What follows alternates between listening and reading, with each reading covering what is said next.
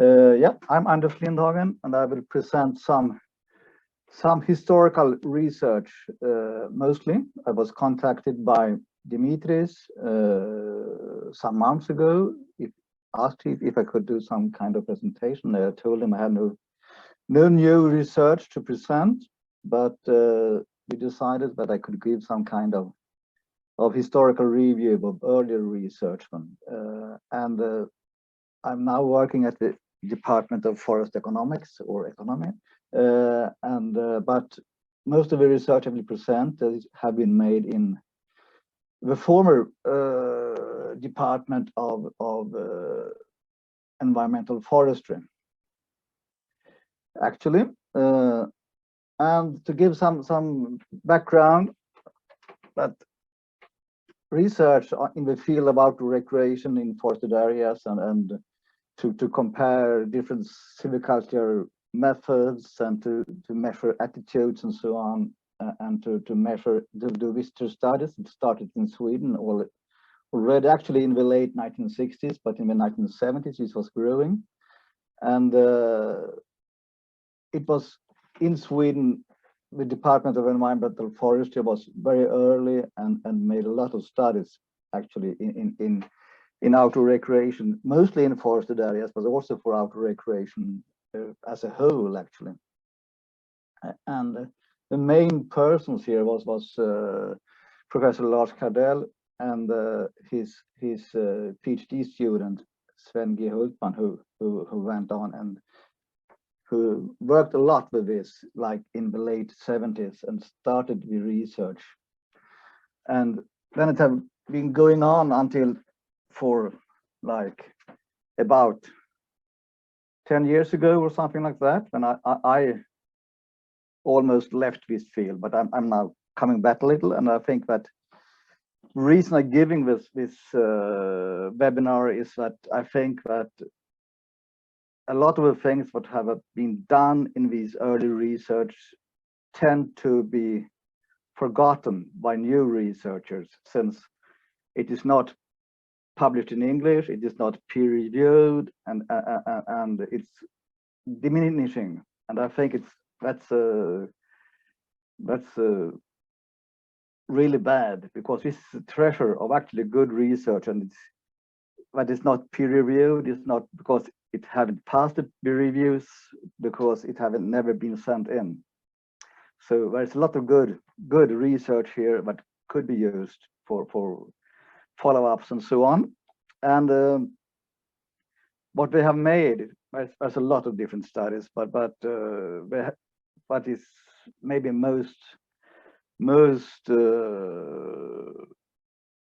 in the scene for to work with today is that they have worked a lot with alternative silvicultural methods in recreation and nature tourism areas.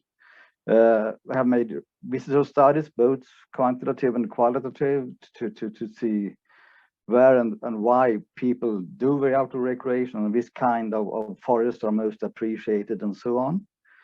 And there is also wild berry production and connections to silvicultural methods and so on, which have been made a lot.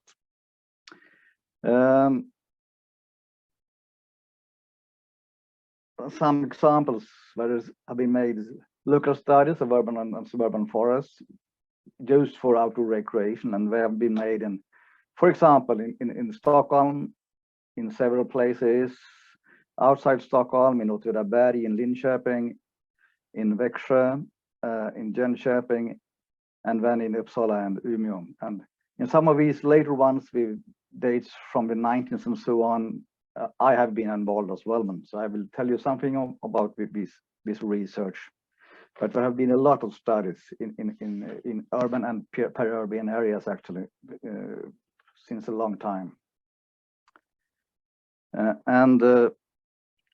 What kind of silvicultural methods have been used? And there have been field work and studies and attitude studies of selection cuts, of group selections, of size of clear-cut areas, for example, of different kinds of strip cuts, and how we do respondents or the public respond on these kind of issues or silvicultural methods on.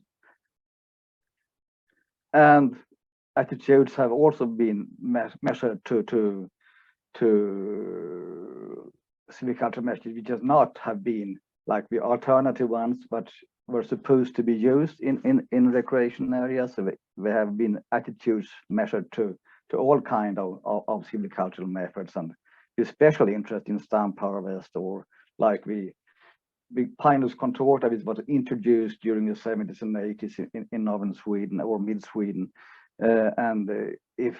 How do people react on harvest on whole trees and so on. So there have been special studies which could be followed up as well. And I will give you some examples of what have been done. All right, now I'll start this. And over time. This is one example of like how these have been reported in department reports. Looking about like this. This is a picture of some respondents answering a questionnaire according to in the stump harvest area in the 80s, and it was made also. This is a follow-up, and it was also made in the 70s. So we have studied attitudes to this kind of or they have. I wasn't around at that time. I started as a PhD in 1990 with Lars Cardell as my supervisor. And the kind of judgments she could look something like this, but is quite different, a little bit different in different studies. But for example, we could the respondents could be asked to give their opinion of a forest site, if it's closed or open, if they believe it's pleasant or unpleasant, is it diversified or monotonous, and so on. And the main question maybe is this one, which have been mostly used: is it suitable for your outdoor recreation, or is it unsuitable for your outdoor recreation? So there have been a lot of field studies in different kinds of forests to check out for this. Another study is in a field study outside Uppsala, where there is a group selection, Luckblädning in Swedish one, stand, which was established in the mid 70s, and putting up small gaps in the forest about like 15 or 20 meters in as a radius, and these were enlarged later on in 1982 and 1989, and also there have been groups of respondents who have been walking through these areas and giving their opinion in streams like about those I showed, and they have stopped in these B8, B2, B3, and so on in these places, and then they have giving the opinion of this area as a whole afterwards. And simultaneously with the same group, they were walking in our forest area close by, who was managed by larger clear cuts in these group selections. So it was, and then we were passing even-aged forests of different ages. So we were passing the clear-cut area and some cleaning forest or pre-commercial thinning forest, and some thinning forests, and also forests, old forests. So trying to give them a view of a landscape managed by clear-cut by clear-cut systems as well. And then these have been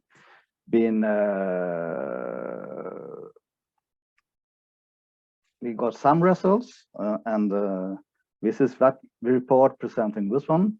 It's also presented in my PhD, but this dissertation, but this is one in Swedish, and we could see that we had several groups from different parts, where we like high school students, and there was students on the SLU, and there was people from the social, like from the local community in Uppsala, and we could see that actually all groups thought that this is the clear-cut system area. It's above, and the group selection area is in the bottom, and the good thing, it's good for outdoor recreation, is number 1, and unsuitable for outdoor recreation is number 7. So you can see that for all groups, they believed that the group selection or the alternative cuttings were slightly better, actually. So that is some results done already in the like, this is made in mid-80s, when the first cuttings were done, and the first enlargement were done.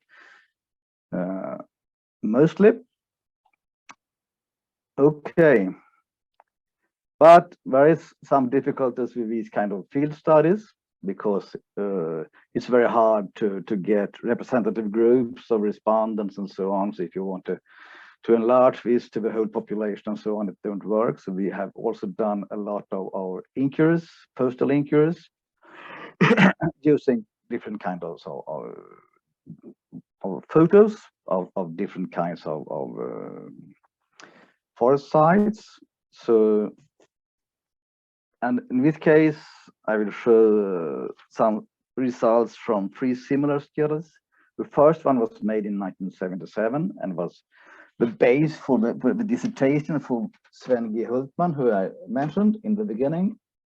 And then it has been repeated by me and colleagues in 1997 and 2011 to see if there is any trends over time and so on.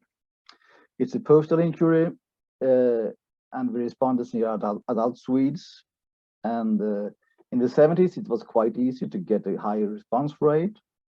Or Sven was more did work harder, but I think it was easier, and we got a little bit lower response rates in 97 and 2011. But our background non-response rates shakeups, it seems like it's quite comparable anyhow. But we have a high non-response in especially in younger groups in the later studies, and I come back to that one. And this test is made by each respondent got 28 photos, and we use something is called a Q-sort test, which have been evaluated for other kinds of environments than forest. But so the respondents were asked to sort this in these 28 photos in 7 stacks from those they thought was most suitable for their own outdoor recreation to those they thought was least suitable for the outdoor recreation. So they could range this from 1 to 7. So that is how it was done. And it was done with black and white photos, because that was the opportunity we had in 1977, and when we have repeated with the same photos to try to see this trend over time. In 2011 is probably the last time we could do this, because the respondents started to react on black and white photos and thought they were ugly and so on. And today I think it wouldn't work actually, because people get annoyed if they get these kind of photos. So probably it's no use to repeat this further on. And it was, I hoped I could do this forever, but probably it don't work. So these kind of photos or environments are the ones that were most suitable for outdoor recreation, according to the respondents, in actually all 3 studies. It is very small differences between the years, and there is actually almost no significant differences over time. So it's very stable, the results. And the least suitable then you can see the range of kind of forest sites that were used. And this is a stump harvested area actually, which is from the 70s, which is 101 who we also had field studies in. And the other ones is like pre-commercial thinning with residues still on the ground, and a thinning site with residues still on the ground, and there is partly windblown forest with actually quite a lot of dead wood and so on, which is and were not very appreciated. So what you can see here is that if you are a forester, you will say that most of these sites, the next thing to do, there is a clear cut, isn't it? Not on this one, because that is probably not growing fast enough to be allowed to cut, but otherwise it's probably clear cut. That is the next thing to do. What you also can see is that quite small adjustments could make a big difference, because this site and this site, they are forests which is not that different. In a few years, when logging residues have gone down and these have grown a little, it will be quite close to this one. So it could be quite close between the worst ones and the best ones, actually, which is one thing you can see. Okay. What about the difference over time then? And what about virgin forest? There wasn't much of dead wood and virgin forest in the 1970s study, because that was not an issue. And we have added some kind of photos in later studies, but it is about the same situation. This is the one who was trying to show some kind of virgin forest in 1977. And as you can see, in 1977, there was like almost, there's something wrong with this scale, I think, but okay, but there was a majority over here thinking that this is actually not suitable for my outdoor recreation, and there was less than 10% who did sort this one in stack one or two. And in the 1977 study, this was actually, if you ranked these 28 photos out of how it was stacked, it was number 23 out of 28 photos. And it was worse than some of the clear-cut areas, and it was worse than some of the dense regrowth forests, actually. So there's something in this that people didn't like in the 70s. And when we presented this, and when I was starting to work and lecturing and so on, we presented this in the 90s, and the debate on biodiversity and what we should save more dead wood in the forest, and all of these kind of issues that came very hard in the 90s. The students and some of the researchers said, this is wrong, it has been changing. And that is one of the reasons that we repeated this and in 1997. And this was actually the photo that had changed the most. And it had gone from be ranked as number 23 in 1977 to be ranked as number 21 in 1997. So it had changed, and it had been a big larger group over here who do actually like this, and it have been a little bit less who puts this on in 6 or 7. Okay, here it is. I have your photos here in 6 and 7. That's why I thought it was something wrong with the scale one. And when we repeated it once again in 2010, 2011, and we could see that this trend didn't really go on. It's about the same as in 1997. It even have been a little bit more in stack 7 here, but we can't really say that for sure. But something like that. Okay, why do people don't like this kind of stuff or sites? Well, we don't really know, but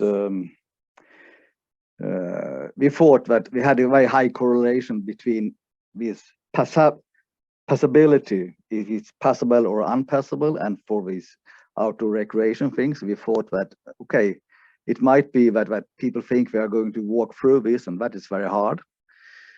So we changed the question and sent out the questionnaire again, and asked and make it in bold that think that you walk on a path and you are passing these forest sites.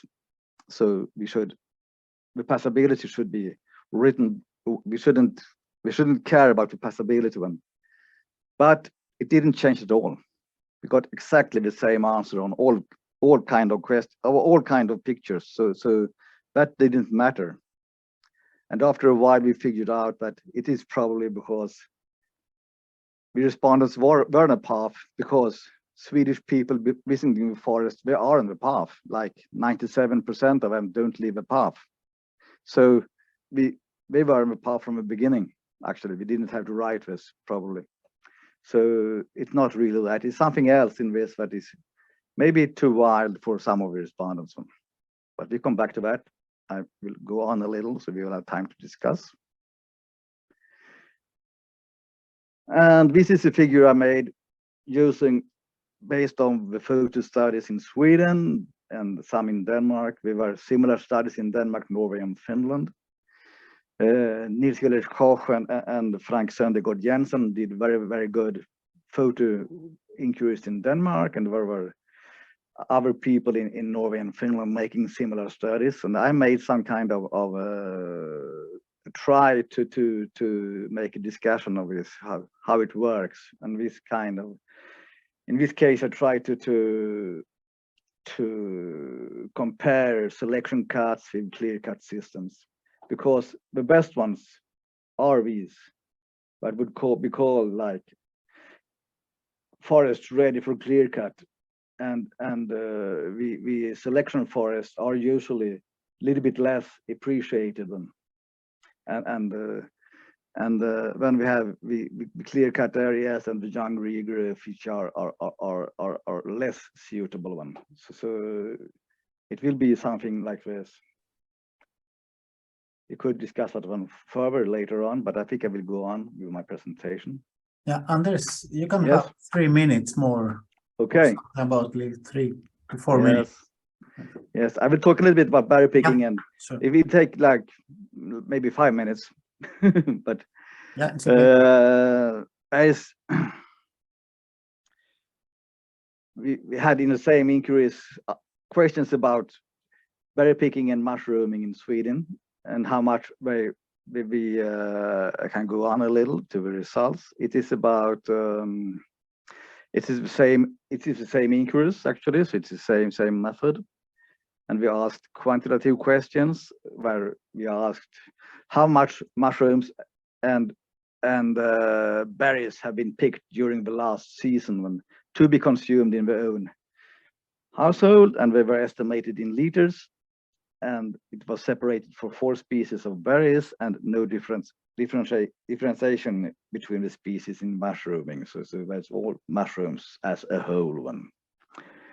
And these were the species of blueberries, wild raspberries, lingonberries, and cloudberries was investigated.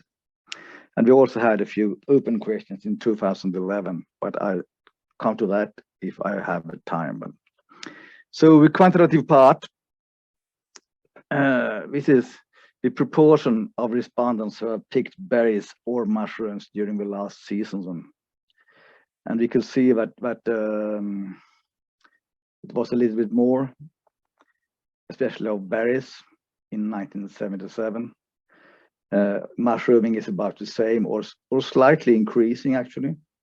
But we know at 2011 was a very good year for mushrooming. It was it's a warm autumn, and we could pick for example, chanterelles in southern Sweden for a very, very long time. So probably it might be an best compared to the average years.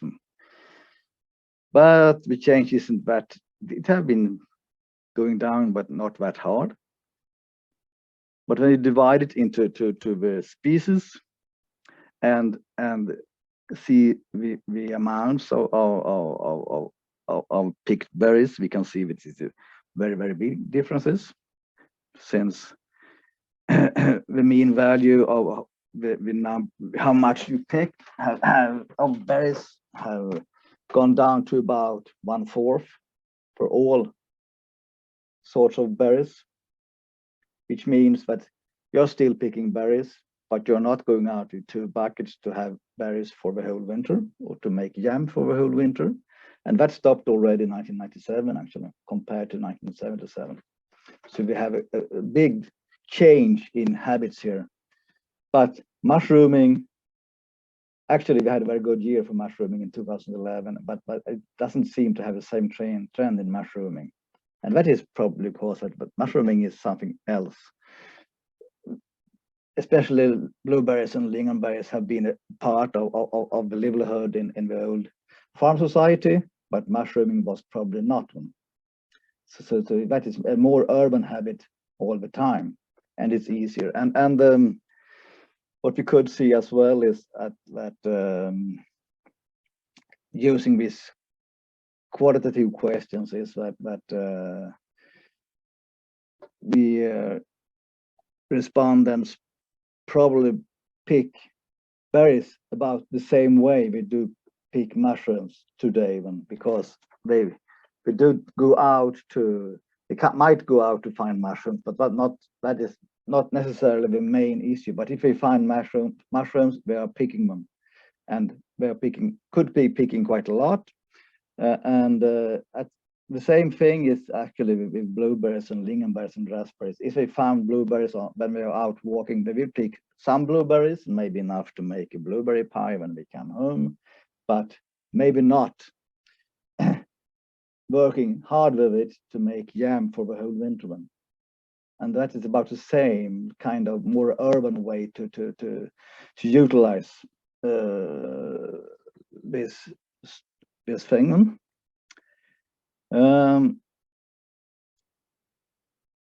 And we had some open questions. We asked about why it is important or not important to pick berries and mushrooms. And maybe I should skip this one.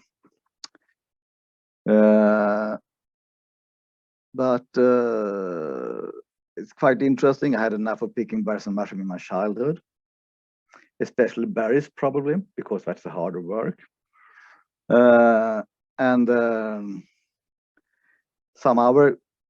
Some responded who's 22 years old, who knows about how we can see what different generations do, because there is less outdoor recreation and less berry picking and mushrooming in these ages around 20s, and actually people come back when they are, as this girl actually it was thinks she would do. People come back when they get the shots on their own and so on when they get older, but just in between 15 and 30 they do other things actually when they go to the forest and pick berries. That's quite interesting. And when there is a big scareness for the forest, not only for ticks but for all other things, and to get lost and to get out of it. Okay, Anders, you can have 1 minute for.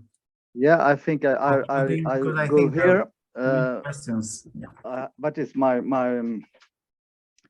my thing now is what to do all this old research, which is not peer-reviewed, and what we can do. Can we do follow-ups? Is it someone who wants to continue this work and to try to find trends and to use? There's a lot of field studies out in the forest, which are marked and so on. So they could be reused for different things, and there is a lot of field and photo studies and attitudes and so on that could be repeated and so on, and could be done follow-ups to. So I think it could be good to have a discussion about what to do with all these old research, which is there is a risk that it will be forgotten because it's not published in English and it's not peer-reviewed. So that's what I would say. Great.